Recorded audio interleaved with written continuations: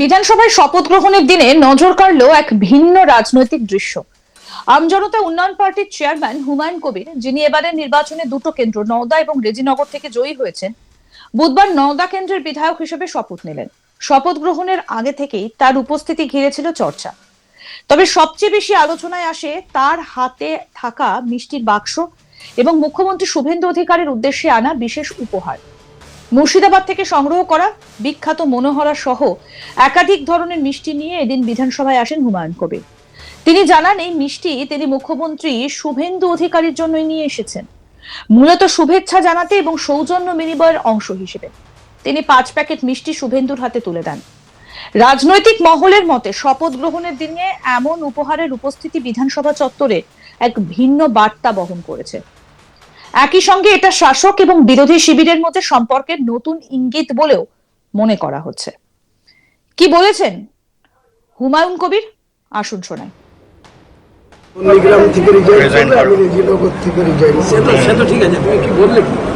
যেটা বললাম এখনই এটা ওপেন করার কিছু দরকার নেই। মিষ্টি তো তুলে দিলাম, মনোহরা না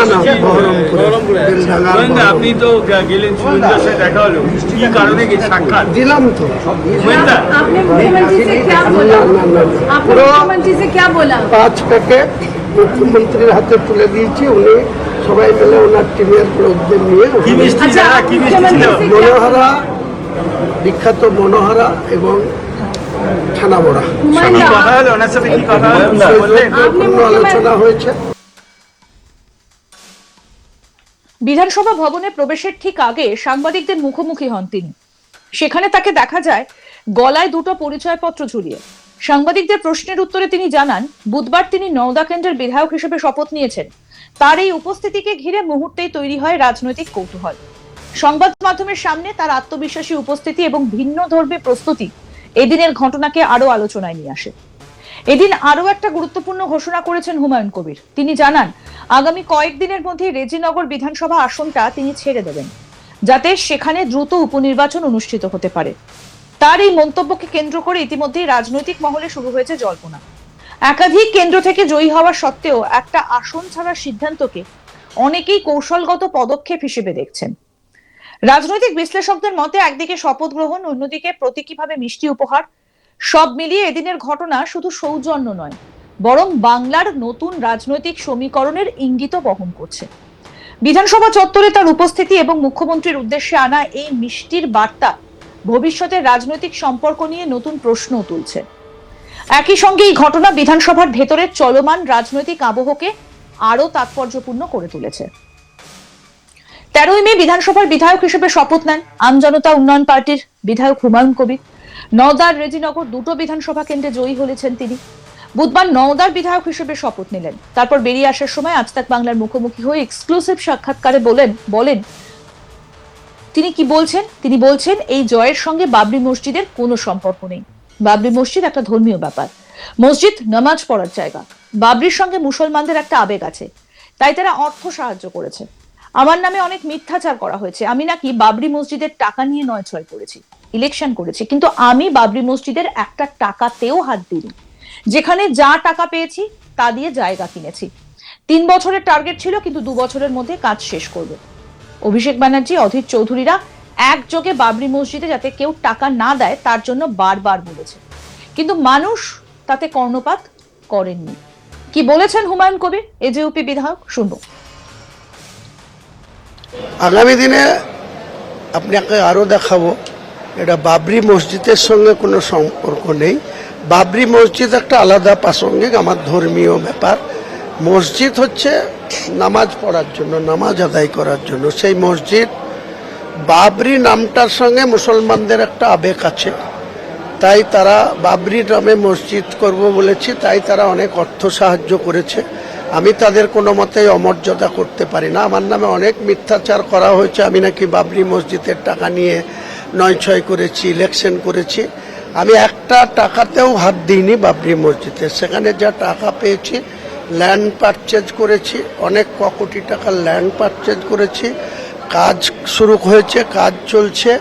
আগামী 3 বছর টার্গেট ছিল, 2 বছরের মধ্যে বাবরি মসজিদ কমপ্লিট করব। আরও মানুষের আর্থিক সাহায্য প্রয়োজন। এই অভিষেক বন্দ্যোপাধ্যায়রা, অধীর চৌধুরীরা একযোগে বাবরি মসজিদের যাতে কেউ টাকা না দেয়, অর্থ সাহায্য না করে, তার জন্য বারবার বলেছে, কিন্তু মানুষ তাতে কর্ণপাত করেনি। নির্বাচনের মুখে একটু স্লো হয়ে গেছে। আগামী 20 মে থেকে আরও জোরদারভাবে মানুষেরও অর্থ সাহায্য আমি আশা করছি। মানুষের কাছে আবেদন করব নতুন করে অর্থ সাহায্য করার জন্য, এবং আগামী 2 বছরের মধ্যে বাবরি মসজিদ কমপ্লিট করব। তৃণমূলকে আক্রমণ করে হুমায়ুন বলেন, তৃণমূলের সকলের বোধোদয় হওয়া উচিত। তৃণমূলের অহংকার বেড়ে গিয়েছিল, তাই পতন হয়েছে। সেই সঙ্গে জেলায় জেলায় দলীয় সংগঠনের উপরে জোর দেবেন বলে জানান।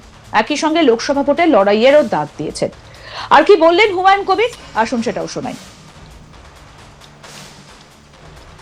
দিন আপনাকে যেভাবে হেনস্থা করা হলো, আজকে বিধানসভায় দাঁড়িয়ে যারা আপনাকে হেনস্থা করেছিল, অভিযোগের তৃণমূল কংগ্রেসের থেকে, তৃণমূল কংগ্রেসের স্থানীয় একজন নেতা ছিল, আমরা ভোটের দিন দেখেছি।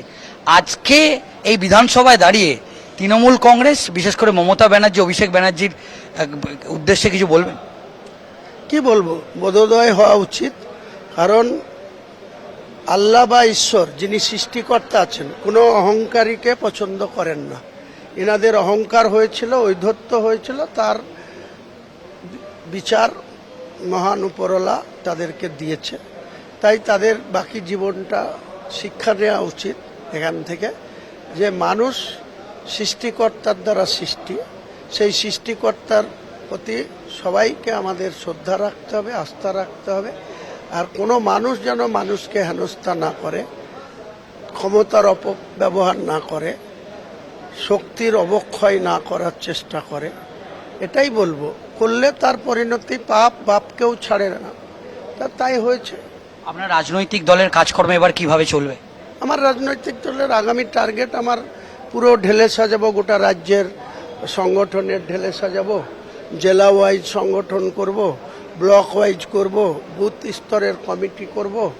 আগামী পঞ্চায়েত এবং পৌরসভা 2027 পৌরসভা নির্বাচন হবে ফেব্রুয়ারি মাসে, সেই নির্বাচনে অংশগ্রহণ করব। পঞ্চায়েত 28 হওয়ার কথা ডিউ টাইম, যদি আগিয়ে আনে বা যখনই হোক, সেটাতেও অংশগ্রহণ করব। সর্বোপরি 2029 লোকসভা, সেখানেও অংশগ্রহণ করব। একটা রাজনৈতিক দলের যা যা হওয়া উচিত, যা যা করা উচিত, আমরা ধীরে ধীরে হলেও অনেক সময় পাচ্ছি। মাত্র 4 মাস সময় পেয়েছিলাম, এরপরে যত সময় পাবো সেই সময়ের মধ্যে থেকে আমার দলটিকে শক্তিশালী করার এবং আগে বাড়িয়ে নিয়ে যাওয়ার চেষ্টা করব। ভারতবর্ষের রাজনীতিতে আরো আপডেট পেতে দেখতে থাকুন আজ তাক বাংলা, সাবস্ক্রাইব করুন।